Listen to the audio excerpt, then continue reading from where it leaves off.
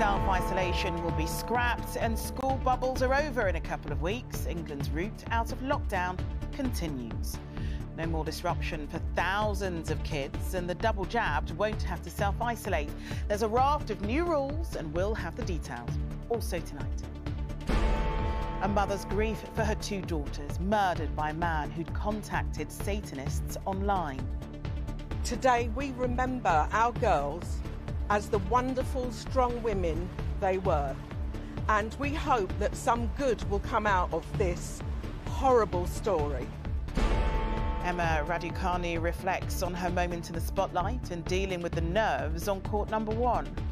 It was a combination of, everything that has gone on behind the scenes in the last week. Where's Wally? On the Isles of Scilly, causing mayhem, apparently. We're on the trail of the wandering walrus.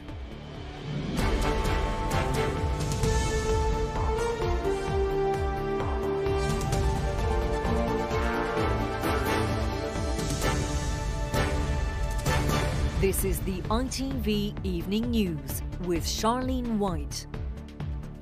Good evening. An end to isolation is the next big step on England's path out of the pandemic. From next month, anyone who's had both jabs or is under 18 will no longer be required to self-isolate if they've been in close contact with a positive case. It's aimed at freeing up businesses and workers, especially as cases are expected to rise once all restrictions are lifted. There were key changes announced for schools in England too. We'll have more on that in just a moment. But first, here's our political correspondent, Carl Dinnan.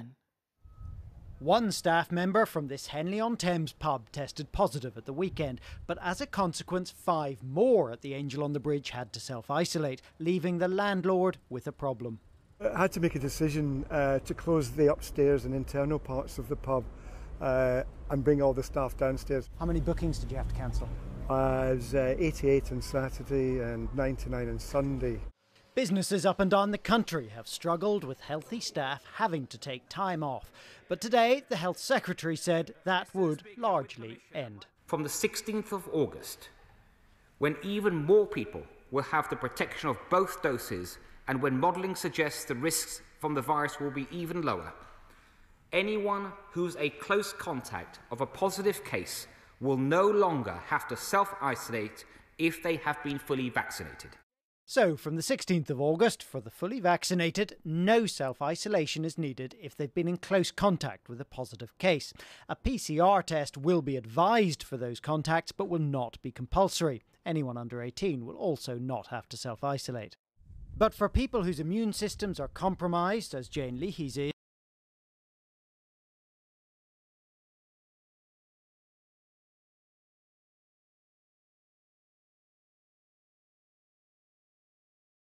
soon for the general population, and for those of us that feel vulnerable, it's just going to push us back into our own homes. I feel for my children as well that have been locked away and have had to be more careful than a lot of their friends, that we're now facing a situation where everyone will be free except us. There are also scientists who think it is just too soon to release the fully vaccinated from the obligation to self-isolate. The Delta variant is perfectly able to infect some people that have even had both of their doses of vaccine. So whilst we have cases out of control, and until we achieve a level of vaccination that can afford a meaningful level of population immunity, I'm afraid it sounds like a very bad idea to me. Either way, it's another experiment in relaxing restrictions at a time when the virus is getting less dangerous, but more widespread. Carl Dinnan, ITV News. The change to rules for under 18s in England will be welcomed by pupils, parents and teachers alike. To give you a scale of the disruption, 640,000 pupils missed school last week in England alone. But that's all set to change as bubbles are scrapped. Our UK editor Paul Brand heard the reaction from one school near Portsmouth. Right, good afternoon everyone. Can we do the last double check please? At Horndean College, one of the last tests of term today for students who faced more than most. At times, 2/3 of desks have been vacant here as COVID has repeatedly cleared classrooms. So I had to self-isolate just before October half term, and then in November as I got the coronavirus, and then just before Easter because there was a false positive for me. It's just been crazy. Where you had those 10 days off, of course you were learning online, of course you were still writing stuff in your books and trying to take stuff in, but online learning is not the same. Where there are outbreaks. Today, though, the screens at Horndean had new information for teachers to take in, as the Education Secretary eased the school's part in this pandemic. I do not think that it is acceptable that children should face greater restrictions over and above those of wider society, especially since they have given up so much to keep older generations safe during this pandemic. So, from July the 19th, school bubbles will officially be burst. Start times will no longer be staggered, and the NHS will take over all the testing and tracing from schools. We have 23 students across 4 year groups who are currently self-isolating. It means Horndean's head teacher will no longer need the school's system. She'll lose the burden, but also the benefit of tracking her own pupils. We can be free again. We can be free again to teach and be creative. Students can access practical subjects. But on the other hand, I'm apprehensive because it feels like losing control of something you've been very much in control of, and I'll be very dependent on the information that I'll be given from the NHS. All good? But after a pandemic, which has repeatedly required teachers to do a lot of learning, finally, school lessons can return to normal. Paul Brand, ITV News, Hampshire. Well, our science editor, Tom Clark, has joined us in the studio. Tom, how risky is all of this? I mean, by one measure, what the government is doing is supported very much by the evidence. Look at where we were with cases, where we are with cases today compared to the last time cases were equivalent. Back in December, we had about 500 deaths a day. Now it's just 37 recorded today. Obviously, still an unacceptable high number, but nothing where we were. So that link between COVID cases and deaths has been is significantly weakened. They're really confident. But speak to the scientists and they will say, but you're doing nothing to reduce the steepness of this massive wave of COVID cases, which is about to overwhelm us. 100,000 cases a day, the Health Secretary warned we might see today. Now, if none of those are going to hospital or dying, maybe that's not such a big deal, but we know a percentage of them will go into hospital. If we have hotspots of those cases, you could have hospitals which aren't overwhelmed with COVID cases maybe, but enough staff will be off, enough ambulance drivers will be affected. There are risks here. And what some of the advisors are saying, if they'd made an effort to reduce numbers, we could have de-risked it a lot, and we might not, there's no safety net, effectively, is what they're warning the government right now. OK, Tom, thank you. OK, to other news now. And the mother of 2 sisters murdered in a London park says she hopes something good can come from the horrible story. Bibar Henry and Nicole Smallman were stabbed to death as they celebrated Bibar's birthday in June last year. Their killer, 19-year-old Daniel Hussein, was found guilty this afternoon. A court heard the murders were part of a blood pact with Satan. Sejal Karia has more. For sisters Bibar Henry and Nicole Smallman, the 5th of June 2020 had been a night for celebration. To mark Bibar's 46th birthday, a picnic in the park with friends. Just hours later, they were dead. Murdered by Daniel Hussein. This the moment he was arrested at his family home. That's it. Mate, you're under arrest. By police armed with tasers, an 18-year-old planning a night of sacrifice and violence, who'd made a demonic pact to win the lottery by killing women. Bibar and Nicole's mother, Mina, had come to court every day for almost a month and listened as the guilty verdicts were read out.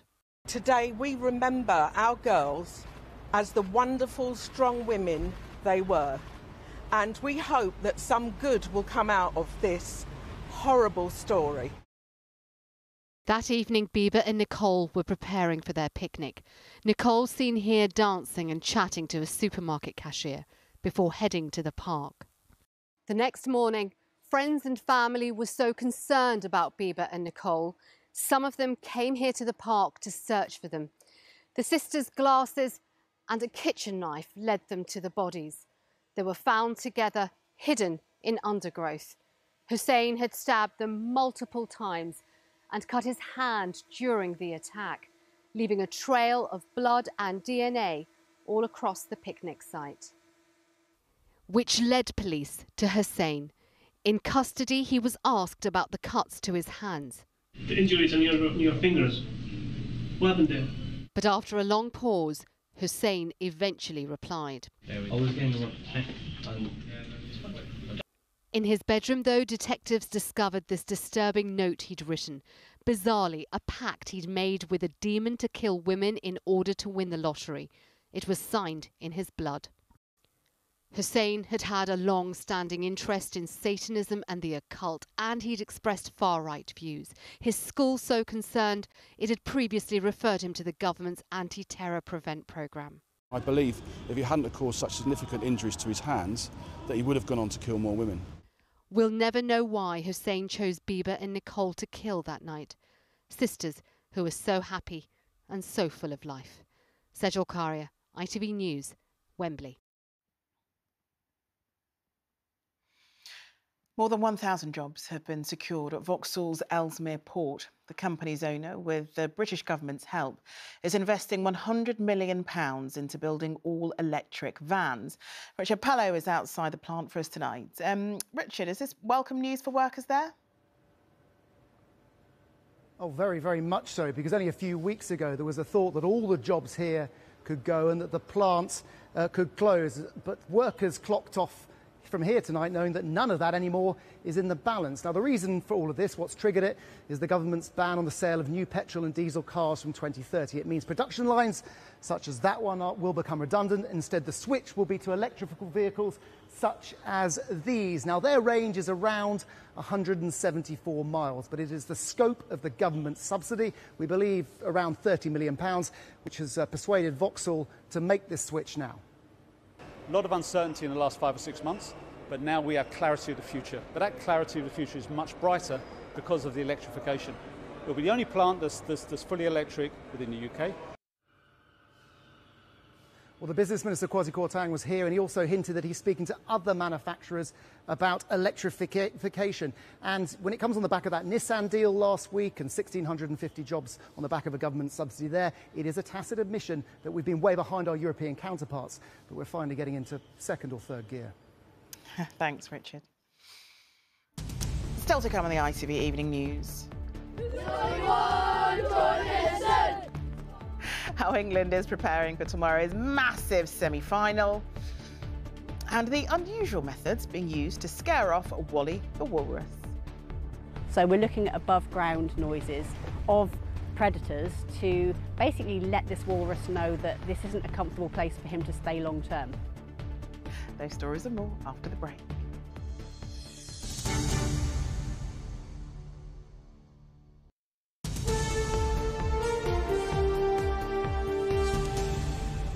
Welcome back. There's a little over 24 hours to go until England start the match, which could see them go through to their first ever European Championship final. The players and manager are confident, but standing in their way are Denmark.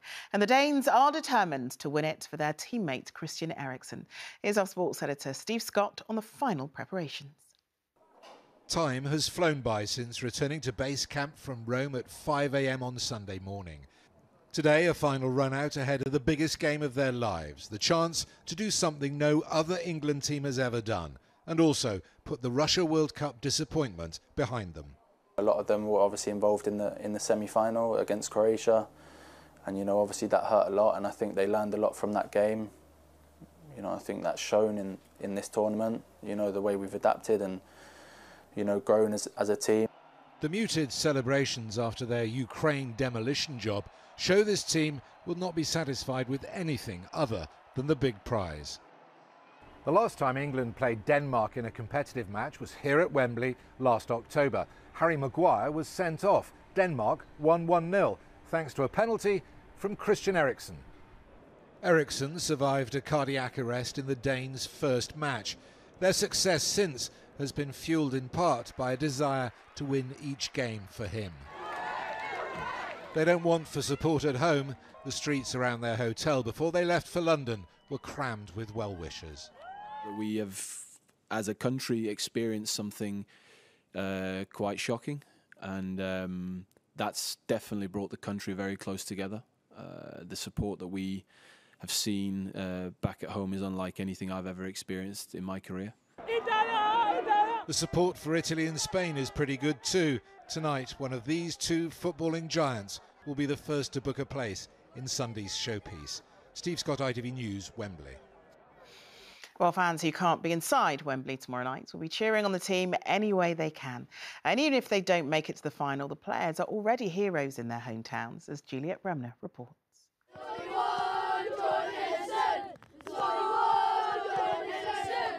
In this corner of the northeast, Jordan Henderson gets top billing. A hero made in Sunderland, in fact, in their school. Mount's corner, headed in by Jordan Henderson. After Henderson celebrated his return to fitness with a goal against Ukraine, even torrential rain can't dampen their enthusiasm at Farringdon Community Academy. Someone from here where I grew up, he scored for England. For where we live, it's just ridiculous. He's a fabulous player, he's a great captain, he's an inspiration to all of us, I think. He's a very good player. At this youth centre in southwest London, Declan Rice took his first baby steps in the footballing world. We have got Declan in a couple of things, I think he's there. The managers watched him flourish into an international player, never forgetting his roots. How do you feel when you're sitting watching him playing in an England shirt? You feel incredibly proud every time you see him on the TV and you see those same movements you saw when he was a little kid, you know, how he's still demanding the ball and stuff like that. But yeah, we're super proud of what he's achieved. Jadon Sancho was signed as a teenager by Watford, a pupil at Harefield Academy in Uxbridge with a clear vision. I remember sitting in that school hall when he was 13 years of age. I looked at him and said, look, what's the dream here? What do you want to do? What do you want to achieve? And he looked at me and just said, look, I want to make my family proud. And to do that, I need to represent one of Europe's top clubs and represent my country. Today's pupils will be shouting along with the rest of the nation. Good night, England! Juliet Bremner, ITV News.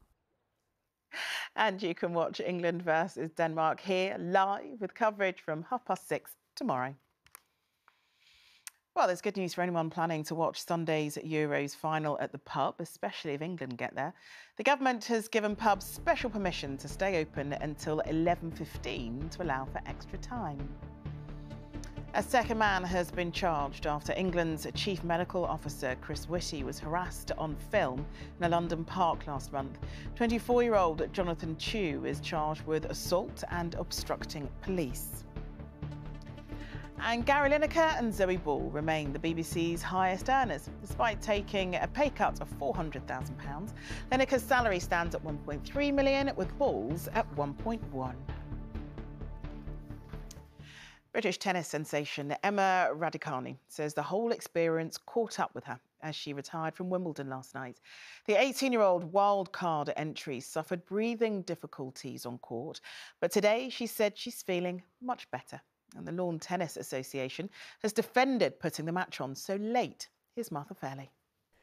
It was a dramatic end to teenager Emma Raducanu's fairy tale Wimbledon debut. Retiring from her fourth-round match against Isla Tomljanovic with breathing difficulties and dizziness.